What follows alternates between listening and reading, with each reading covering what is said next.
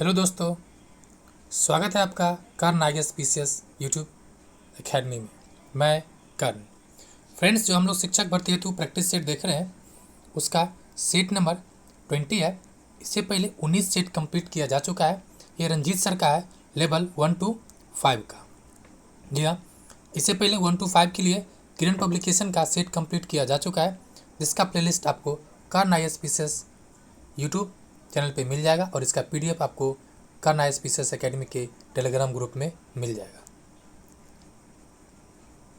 Question number 1, भारतीय reserve bank के आधिकारिक प्रतीक में डैश होते हैं।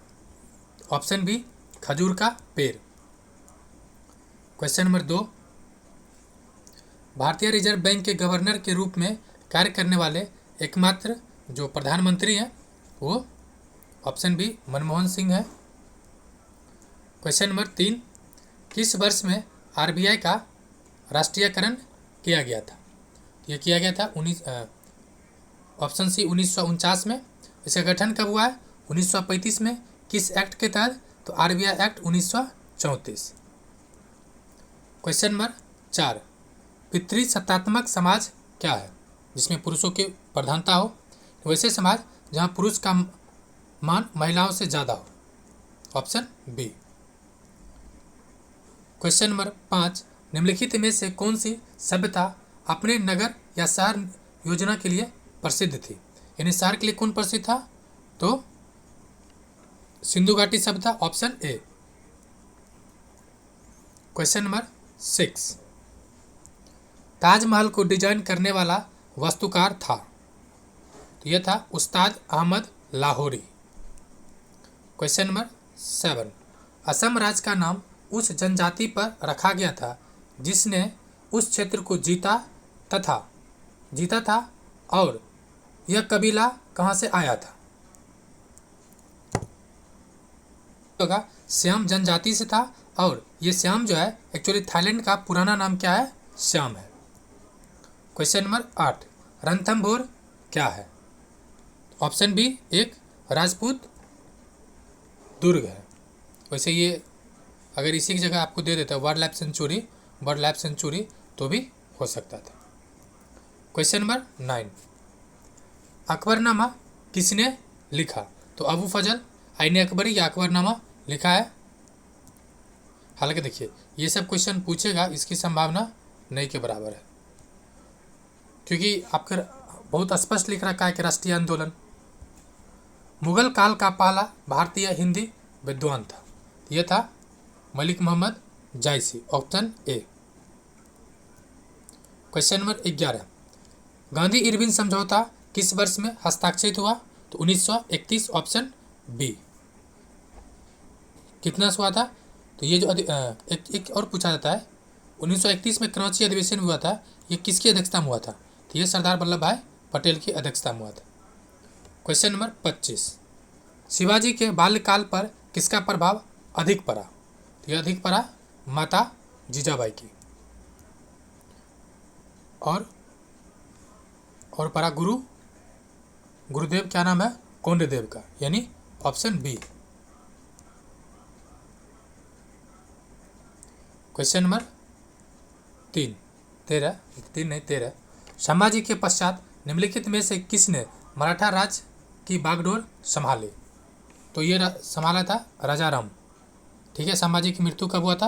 1689 में। और उसका जो द्वितीय पुत्र राजाराम था वो शासक बनता है। कब से कब तक रहा ये? 89 से 1700 तक। क्वेश्चन नंबर 16, मराठा योद्धा शिवाजी के पिता कौन थे? ये पिताजी थे शाहजी, ऑप्शन ए, शाहजी भोसले। 15, मुस्लिम लीग की स्थापना कब हुआ था? 1906, ये दिसंबर को हुआ था, दिसंबर 1906। कहाँ हुआ था? ढाका। ढाका कहाँ है? बांग्लादेश। सलीमुल्लाह की अध्यक्षता में वहाँ बैठक हुआ था, उसी में इसको पारित किया गया था। क्वेश्चन नंबर 16, वर्ष 1929 में कांग्रेस अधिवेशन जिसमें सविनय अवज्ञा प्रस्तावों को स्वीकार किया गया था, कहाँ हुआ था? तो लाहौर में हुआ था। अध्यक्ष कौन थे? तो अध्यक्ष थे नेहरू जी। कौन नेहरू? छोटे वाले, यानी जवाहरलाल नेहरू जी। क्वेश्चन नंबर 17, मोहम्मद इकबाल के गीत सारे जहां से अच्छा को किस संगीत मतलब किसने संगीतबद्ध किया था? तो इसको किया था option C, Pandit Ravishankar. Question number 18, मुस्लिम लीग ने भारत विभाजन की मांग सर्वप्रथम कब किया था? तो सर्वप्रथम क्या था? 1940 में। ठीक है, ये जो मांग किया इस मतलब ये जो अधिवेशन हुआ था उसमें ये मांग किया गया था, और जिसका अध्यक्ष था कौन कर रहा था? तो मोहम्मद अली जिन्ना। कोई पृथक राष्ट्र जो मुसलमान के लिए अलग मांगना चाह रहे थे, उससे कम कुछ भी स्वीकार नहीं था। हालांकि जिन्ना स्टार्टिंग में देशभक्त था, लेकिन एक बार कांग्रेस के गलत नीति की वजह से वो जब अलग हुआ तो भारत के विभाजन के बाद ही माना। क्वेश्चन नंबर 19, सविनय अवज्ञा आंदोलन किया गया था? तो कांग्रेस द्वारा पूर्ण स्वराज की घोषणा के बाद, जी हाँ, पूर्ण स्वराज 1929, सविनय अवज्ञा आंदोलन 1930।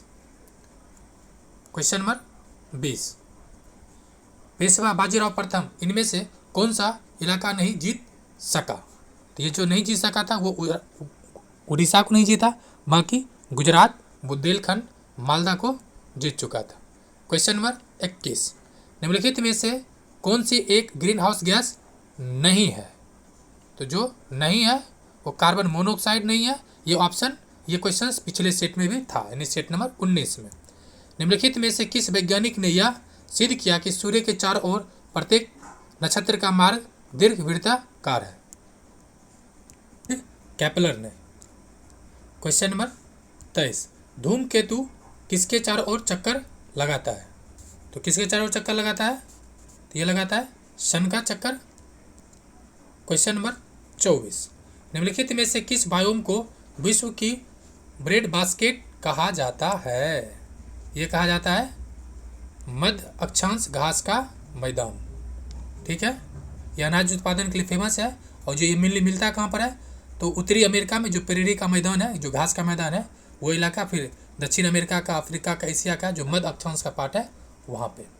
क्वेश्चन नंबर 25, लंबे स्टेपिल किस्म की कपास मुख्यतः निम्नलिखित में से किस देश में उगाई जाती है? ये उगाया जाता है मिस्र में, ऑप्शन बी। क्वेश्चन नंबर 26, चिपको नारा पारिस्थितिकी अस्थायी अर्थव्यवस्था है, किसने गढ़ा है? ये जो गढ़ा है वो सुंदरलाल बहुगुणा। ये 1970 के दशक में, ठीक है, वनों को बचाने के लिए ये आंदोलन चला था। क्वेश्चन नंबर 27, भारत में जंगली गधा यानी वाइल्ड एस कहाँ पाया जाता है? ये फेमस कौन है? कच्छ का रण इसके लिए। नेक्स्ट क्वेश्चन नंबर 28, भारत में सबसे बड़ा बाघ अभयारण्य रिजर्व है, ये यूपीएससी पूछ चुका है। तो सबसे बड़ा कौन सा है? Jim Corbett national park. इसका नाम इसका गठन 1936 में हुआ था। उस समय इसका नाम था हेली नेशनल पार्क, बाद में जिम कॉर्बेट बन गया। और ये टाइगर रिजर्व स्टार्ट हुआ था प्रोजेक्ट, वो भी पहली बार इसी उद्यान से स्टार्ट हुआ था। है कहाँ पर? उत्तराखंड। क्वेश्चन नंबर 29, निम्नलिखित में से कौन सी किस्म गेहूं की हाई वैरायटी सीड्स नहीं है? तो ये जो नहीं है वो रत्ना नहीं है, मक्की सोनालिका, कल्याणी या कल्याण सोना और गिरिजा, ये सब है। क्वेश्चन नंबर 30, भारतीय कृषि में जुलाई से अक्टूबर नवंबर की अवधि को कहते हैं? जुलाई से अक्टूबर, यानी जून में बारिश शुरू हो जाता है। ठीक है, जो बारिश किससे होता है? तो खरा खरा, बारिश खरा खरा होता है ना, तो कौन सा होगा? तो खरीफ मौसम, क्योंकि बारिश खरा खरा ट्रिक के तौर पे खरीफ मौसम मतलब बारिश खरा मतलब खरीफ। क्वेश्चन नंबर 31, हरित क्रांति किस वर्ष आरंभ हुआ था? तो देखिए 70, 90, 80 खत्म है, किस दशक आरंभ हुआ था?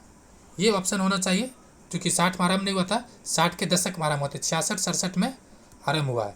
ये थोड़ा सा ऑप्शन को इसको मॉडिफाई करने की जरूरत है। ठीक है, यानी हरित क्रांति शब्द का सर्वप्रथम प्रयोग किसने किया था?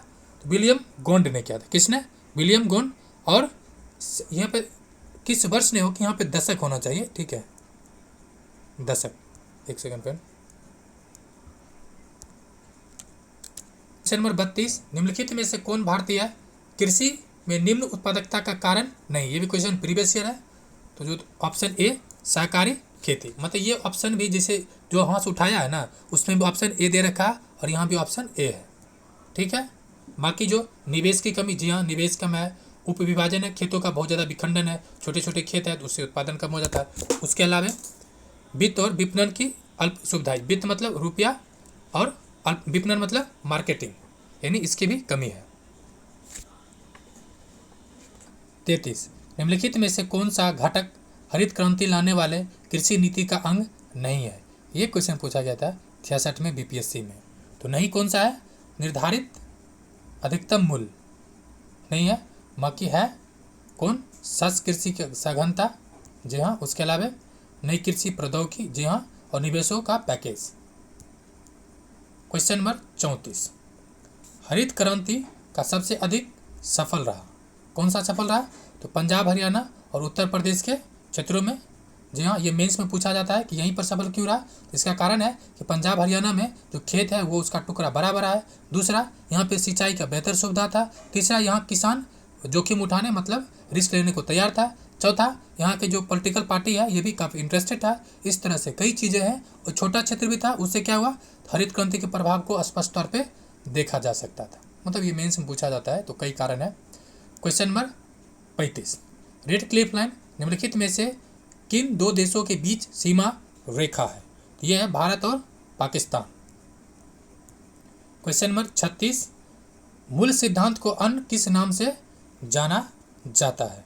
ये जाना जाता है व्यष्टि अर्थव्यवस्था। एक होता है समष्टि, एक होता है व्यष्टि। समष्टि मतलब संपूर्ण, ट्रिक के तौर पर याद कर सकते हैं। व्यष्टि मतलब एक छोटा क्षेत्र, जैसे मान लेते हैं आपका घर व्यष्टि आ जाएगा और पूरा गांव आपका समष्टि आ जाएगा। उसी तरह से किसी एक क्षेत्र का जैसे निर्धारण करेगा तो व्यष्टि, अब बहुत बड़ा क्षेत्र तो समष्टि। क्वेश्चन नंबर 37, इनसाइडर ट्रेडिंग संबंधित है, यानी आंतरिक व्यापार का संबंध किससे है? तो ये शेयर बाजार से है। क्वेश्चन नंबर 38, आय बढ़ने के साथ वस्तु की मांग बढ़ जाती है, उस वस्तु को क्या कहा जाता है? ये कहा जाता है ऑप्शन ए उच्चतर वस्तु। अब क्या कह रहा है? अद्वितीय प्राचीन वस्तुएं या वैसे वस्तु जिनकी बाजार में कमी हो, यानी उच्चतर वस्तुएं वे होती हैं जिनकी मांग बढ़ने के साथ आय बढ़ जाता है, यानी आय बढ़ने के साथ मांग बढ़ जाता है, यानी आय और मांग एक तरह से रेसिप्रोकल नहीं बल्कि डायरेक्ट रिलेशन हो, डायरेक्ट संबंध हो। क्वेश्चन नंबर 39, भारत में किस कारण कृषि की उपलब्ध अपने अधिकतम स्तर तक नहीं पहुंच पाई? तो कारण क्या है? तो कारण उसका है ऑप्शन ए छोटा छोटा जोत का कार्य है। भारत में मैक्सिमम जो खेत है वो 2 हेक्टेयर से कम का है, ठीक है, यानी सीमांत किसान, इसको कहते हैं सीमांत किसान। सीमांत किसान सर्वाधिक है, और बड़ा किसान जो है उसका हेक्टेयर 10 हेक्टेयर से ज़्यादा खेत होना चाहिए, इसकी संख्या बहुत कम है। क्वेश्चन नंबर 40, इनमें से कौन सी उत्पादन का कारक नहीं है? ऋण उत्पादक के कारण नहीं है, बाकी भूमि होना चाहिए, ग्रामीण होना चाहिए, पूंजी होना चाहिए। क्वेश्चन नंबर 41, व्यक्तिगत प्रत्यक्ष कर के भुगतान के पश्चात लोगों के पास बची आय को क्या कहते हैं? यानी जब पूरा आय दे देगा उसके बाद क्या कहेंगे? परियोज आय, मतलब कहते हैं एक तरह से पर्सनल आय, पर्सनल इनकम। क्वेश्चन नंबर 42, अगर किसी राज्य की विधानसभा में किसी पार्टी को पूर्ण बहुमत प्राप्त नहीं तो राज्यपाल किसके द्वारा कार्य करेगा? किसके द्वारा कार्य करेगा? ऑप्शन डी अपने विवेक, और इसको क्या कहते हैं? स्वविवेक। ये भी मेंस में क्वेश्चंस पूछा जाता है। क्वेश्चन नंबर 43, इनमें से किस राज्य में विधान परिषद है? तो किस में है? आंध्र प्रदेश में है। वैसे भारत के कुल 6 राज्य है जहाँ पर विधान परिषद है, इसको आप 1 सेकेंड के अंदर मैप में देख सकते हैं। कौन है? यूपी और बिहार, ये दोनों भाई हुआ यहाँ पर है। उसके अलावा आंध्र प्रदेश, इसका विघटन होकर क्या निकला? तेलंगाना। तो आंध्र प्रदेश तेलंगाना, यानी ये दोनों भाई यूपी और बिहार भाई भाई, तेलंगाना आंध्र प्रदेश भाई बहन, और यहाँ दोनों कह सकते हैं कर्नाटका, नीचे कर्नाटका है, ऊपर है महाराष्ट्र, यानी ये दोनों क्या है? छोटुआ छोटिया, यानी 6 राज्य है जहाँ पे विधान परिषद है। नेक्स्ट, इनमें से किस अनुच्छेद के तहत विधान परिषद का गठन या उसे समाप्त किया जा सकता है? तो अनुच्छेद 169 में इसकी चर्चा है, अनुच्छेद 169। नेक्स्ट, क्वेश्चन नंबर 45, संविधान के अनुच्छेद 211 के तहत संविधान में विधायिका पर चर्चा पर प्रतिबंध लगाया गया है, यह किसके अंतर्गत आता है? तो कौन लगा सकता है? राज्य सरकार। अनुच्छेद क्या कह रहा है? संविधान के अनुच्छेद 211 के तहत विधायिका में चर्चा पर प्रतिबंध लगाया गया है, यह किसके अंतर्गत आता है? तो यह आता है राज्य सरकार के अंतर्गत। नेक्स्ट क्वेश्चन नंबर 46, राज्य विधानसभा के सदस्यों की अधिकतम निर्धारित संख्या हो सकता है, तो अधिकतम कितना हो सकता है? देखिए ये सब ऑप्शन तो ऐसे दिख रहा है कम है, का है 400 प्लस है यूपी में, और 700 प्लस तो कोई है ही नहीं सभा में, तो ऑप्शन आपको सी आसानी से एलिमिनेट हो जाएगा, यानी मैक्सिमम 500। और इसकी चर्चा कहाँ किया गया है? अनुच्छेद 170 में। क्वेश्चन नंबर 47, विधान परिषद के कितने सदस्यों को राज्यपाल द्वारा मनोनीत किया जाता है? राज्यपाल द्वारा तो 1/6, ऑप्शन सी 1/6। क्वेश्चन नंबर 48, संविधान के अनुच्छेद 187 के अनुसार राज्य विधानसभा का सचिवालय किसके अधीन आता है? ये क्वेश्चन बीपीएससी पूछ चुका है, तो ये आता है किसके अधीन? तो राज्य सरकार। किसके अधीन? राज्य सरकार। क्वेश्चन 49, निम्नलिखित में से कौन संसदीय सरकार की अतुलनीय विशेषता है? संसदीय सरकार की कई विशेषता है, अब अतुलनीय कौन है? अतुलनीय है कार्यपालिका और विधायिका का संलग्न, ऑप्शन बी। उसके अलावा है जैसे कि संसदीय अंदर है अलग अलग सरकार होना चाहिए, ये सब भी संसदीय के अंतर्गत आता है। संसद का सर्वोच्चता होनी चाहिए, न्यायपालिका नहीं संसद का संप्रभुता। क्वेश्चन नंबर 50, लोकतांत्रिक समाजवाद का उद्देश्य है, तो समाजवाद का उद्देश्य क्या है? समता लाना। लोकतांत्रिक मतलब, तो लोकतांत्रिक तरीके से समता लाना मतलब लोकतांत्रिक साधनों के द्वारा समाजवाद की स्थापना करना। जी हाँ, जो संसाधन है ठीक है उसको क्या करना? बराबर बराबर या हम बराबर बराबर भागों में बांटना, ये समाजवाद है। वही साम्यवाद है, ये थोड़ा ज़्यादा मतलब कठोर है। क्वेश्चन नंबर 51, प्रोटेनोपिया क्या है? प्रोटेनोपिया एक प्रकार की वर्धनता है, उसमें रोगी को कौन सा रंग नहीं मतलब दिखता या देख पाता है? ये जो नहीं दिख पाएगा उपरोक्त सभी रंग अर्थात हरा, न, ह, ला, यानी हरा, नीला और लाल। आप ट्रिक बना सकते हैं, जिसको कोई रंग न दिखे उसको क्या कहेंगे? उसको नाला दिखता है। नंबर 52, डॉपलर प्रभाव होता है, तो ये क्या है?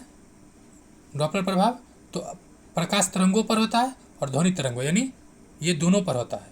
आंसर क्या होगा? D. Next question number 53, centigrade scale का आविष्कार किसने किया था? ये किया था Ernst Celsius, option A. 54 number, तीक्ष्ण लेड विषक्ता को जाना जाता है। तीक्ष्ण लेड विषक्ता ये जाना जाता है सीसा विषक्ता, ऑप्शन बी। क्वेश्चन नंबर 55, कौन सी वायुमंडलीय परत में ओजोन परत मौजूद है? ये किस में मौजूद है? तापमंडल में। टोटल परत कितना है? 5। क्वेश्चन नंबर 56 कह रहा है पर्यावरण में डैश की उच्च सांद्रता अम्ल वर्षा का मुख्य कारण है। ये क्वेश्चन कई बार बताया गया है। SO2 और NO2 बनाता क्या है? H2SO4 और HNO3। 57, हाथी दंत का रूपांतरण किस भाव में होता है? तो ये होता है द्वितीयक दंत के रूप में। मानव मस्तिष्क का भार लगभग कितना होता है? ये होता है 1.36 किलोग्राम, यानी इसे मेनली 1.4 होता है, 1400 ग्राम होता है। ठीक है, 1400 ग्राम मेनली ध्यान रहे, 1400 ग्राम। किसी किसी का कम, किसी किसी का ज़्यादा भी हो सकता है, आपने दिल पे नहीं लीजिए, आपका ज़्यादा होगा। क्वेश्चन नंबर 59, ऑयटर ऑयस्टर किस संघ से संबंधित है? तो ऑयस्टर जो संबंधित है वो है Mollusca, option D. Question number 60, निम्न में से किन जंतुओं में शरीर गुहा अनुपस्थित होता है? ये होता है ऑप्शन डी एसिलोमेट में। क्वेश्चन नंबर 61, फॉरवर्ड ब्लॉक की स्थापना किसने किया? सुभाष चंद्र बोस जी ने। कब? ये लिख दिए हैं, देख लीजिए। क्वेश्चन नंबर 62, स्वराज मेरा जन्मसिद्ध अधिकार है और मैं इसे लेकर रहूँगा। यानी शिक्षक भर्ती बीएड वाले, ये आपका अधिकार है शिक्षक नौकरी लेना और आप इसे लेके रहिए। ये किससे संबंधित है? ऑप्शन डी इसमें है ही नहीं, चूंकि तिलक जी का था, ये तिलक का इसमें नहीं दे रखा है, नहीं, ऑप्शन डी। ये कब बोले थे? 1916 के लखनऊ अधिवेशन में। डंडी क्वेश्चन नंबर 63, यात्रा की गई थी कब?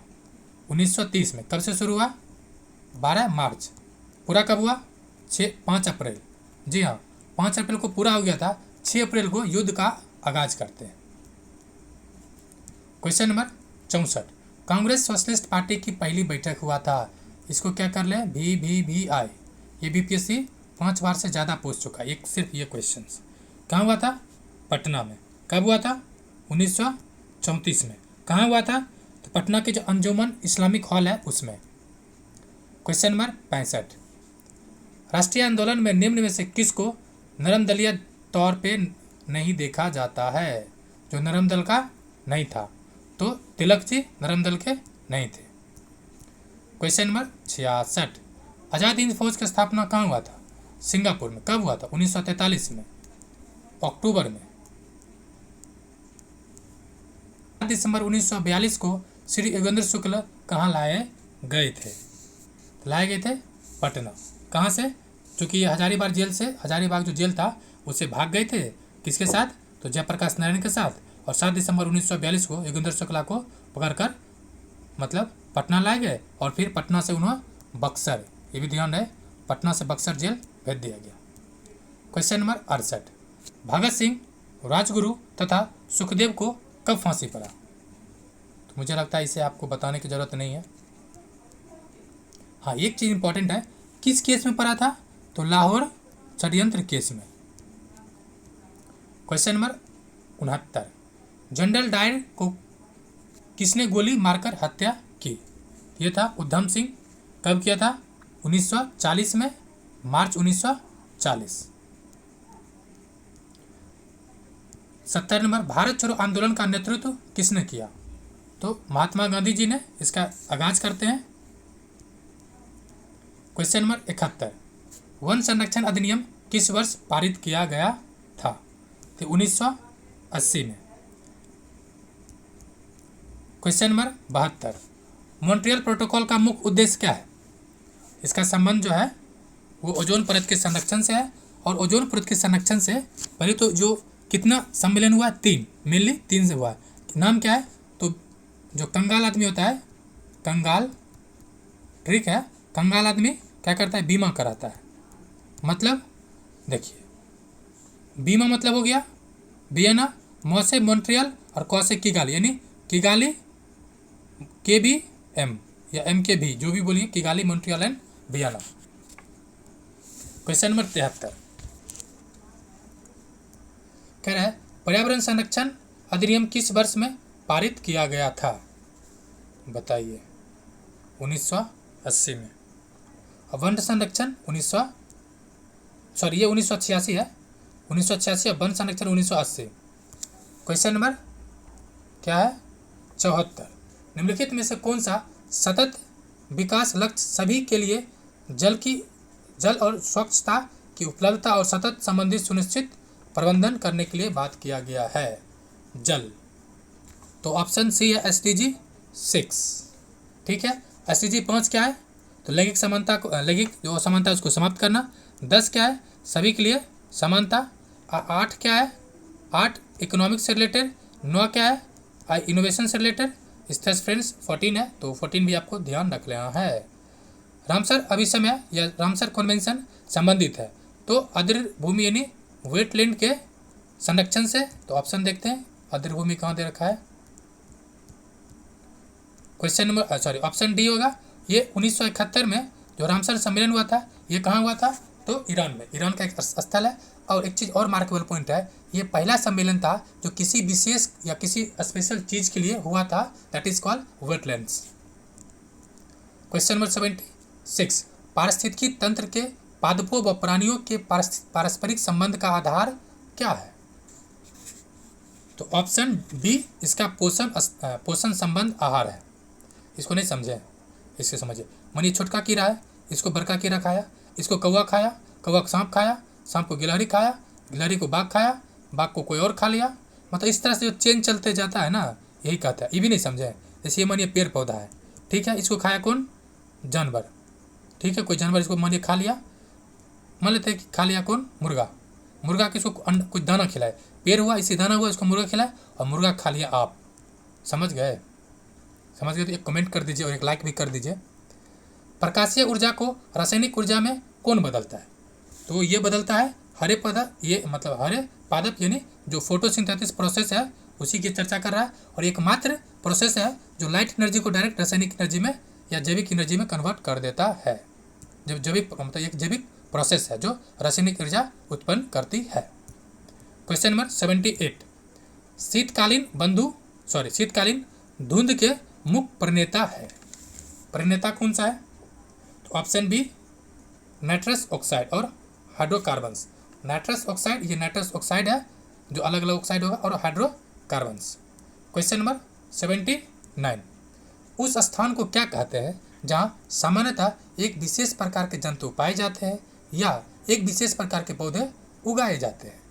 इसको कहते हैं प्राकृतिक आवास। जी हाँ, क्योंकि विशेष प्रकार है, विशेष प्रकार में जो जहाँ पर है वही प्राकृतिक आवास ही हो सकता है। क्वेश्चन नंबर 80, निम्नलिखित में से कौन समतापी प्राणी है? ये कबूतर है। जनरली जो पक्षी वर्ग है, बीज वर्ग, वो समतापी में आता है। क्वेश्चन नंबर 81, केबुल लामजाओ राष्ट्रीय उद्यान किस झील पर स्थित है? ये जो है लोकटक झील। क्या है? लोकटक झील। क्वेश्चन नंबर 82, मीथेन के बाद बायोगैस का मुख्य घटक इनमें से क्या है? तो carbon dioxide CO2। Question number 83, निम्नलिखित में से किसको वायुमंडल में द्वितीयक प्रदूषक के रूप में जाना जाता है? पहले द्वितीयक प्रदूषक क्या होता है? तो जो मान लेते प्राइमरी सोर्स से उत्पन्न हुआ, जैसे मान लेते आपके पास बाइक है, बाइक चलाए, उससे SO2 निकला, और SO2 किसी से रिएक्ट करके जो पोल्यूशन बनाएगा उसको कहते हैं द्वितीयक प्रदूषक। तो कौन है? तो ओजोन। कैसे? ओजोन O2 है, ठीक है, इससे रिएक्ट करके मतलब ओजोन से रिएक्ट करके क्या बनता है? क्लोरीन। इसको रिएक्ट कर लिया, अब जो प्रदूषक बनेगा ये होगा द्वितीयक प्रदूषक। क्वेश्चन नंबर 84, खाद्य श्रृंखला डैश रूप में होता है? ये होता है प्राथमिक स्रोत से जो शुरू होता है उसको कहते हैं, ऑप्शन देखते हैं क्या क्या दे रखा है। तो ऑप्शन सी है प्रकाश संश्लेषण। ऑप्शन सी प्रकाश संश्लेषण। 85, एक पारिस्थितिकी तंत्र में ऊर्जा का प्रवाह हमेशा अपवर्ड डायरेक्शन होता है। इसको लिंडनमान ने दिया था, ये भी ध्यान रहे। इसको 10% ऊर्जा क्षेत्र भी कहते हैं। यानी क्या कह रहा है, किधर होता है? तो एक दिशिया होता है, यानी वन डायरेक्शन होता है, और वो अपवर्ड डायरेक्शन का होता है। क्वेश्चन नंबर 86, हरे पौधे को पारिस्थितिकी में क्या कहते हैं? तो उत्पादक कहेंगे। ऑप्शन बी नहीं, इसमें सीधे रखा है, जो गलत है, उत्पादक ही होगा, ऑप्शन बी ही होगा। क्वेश्चन नंबर 87, तृतीयक उपभोक्ता कौन होता है? तो बाज। ठीक है, कैसे? क्योंकि ये मांसाहारी है। क्वेश्चन नंबर 88, प्राकृतिक का सफाई कर्मी किसे कहा जाता है? किसे कहा जाता है? तो गिद्ध को। और गिद्ध केवल एक दवाई जो है डाइक्लोफेनिक, उसके वजह से भारत का 99% गिद्ध मर गया है। ठीक है, दवा का प्रयोग 1% दवा और 99% गिद्ध लुप्त हो गया। क्वेश्चन नंबर 89, बैक्टीरिया किस श्रेणी के अंतर्गत या किस श्रेणी में सम्मिलित किया जाता है? यह है अपघटक, डिकम्पोजर है, कवक और बैक्टीरिया। क्वेश्चन नंबर 90 और आखिर क्वेश्चन है। तो आप आपसे रिक्वेस्ट है, अगर आपने अभी तक चैनल को सब्सक्राइब नहीं किया, बेल आइकन को हिट नहीं किया, तो प्लीज़ चैनल को सब्सक्राइब करें, वीडियो को लाइक करें और शेयर भी करें। साथ ही साथ आज के बाद यानी कल से आपको मिलेगा एडुटेरिया। जी हाँ, एडुटेरिया का practice set, complete practice set आपको मिलेगा और उसका PDF भी। तो वीडियो को लाइक करें एंड चैनल को सब्सक्राइब करें। क्वेश्चन नंबर आखिर GK/GS का, पारिस्थितिकी तंत्र में विभिन्न रासायनिक तत्वों का प्रवाह कैसे होता है? ये होता है चक्रीय। कैसे होता है? चक्रीय। मतलब ये हुआ कि जिसके एक रासायनिक पदार्थ पृथ्वी के जीवमंडल में जाता है, फिर वो स्थल मंडल में गया, फिर वो वायुमंडल में गया या जल मंडल में गया, और इस तरह से वो घूर फिर के मिलते जुलते रहता है। और इसके नीचे आपको जो पीडीएफ में दिखने वाला है वो मैथ रीजनिंग का क्वेश्चंस दिखने वाला है। साथ ही साथ और क्या दिखेगा आपको, जो इसमें दिखेगा आपको इसका सॉल्यूशन भी, जी हाँ दिख रहा होगा, सॉल्यूशन भी है। तो वीडियो देखने के लिए शुक्रिया एंड जय हिंद फ्रेंड्स।